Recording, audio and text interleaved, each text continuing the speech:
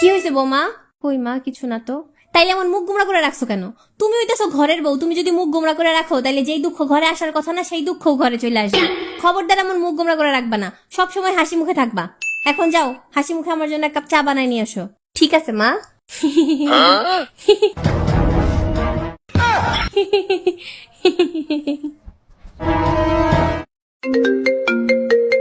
Hello, কখন, কিভাবে? মা, আপনার ওই যে পাশের বাড়ির চাচি ছিল না, সে তো মারা গেছে। তো এটা তো হাসির কি হয়েছে? কেন মা, আপনি তো বলছেন আমি ঘরের বউ, আমি সবসময় হাসি মুখে থাকতে। আমি হাসি মুখে থাকলে তো ঘরে কোনো দুঃখ কষ্ট আসবে না। মা, আপনি যাওয়ার সময় কিন্তু আমাকে নিয়ে যেন।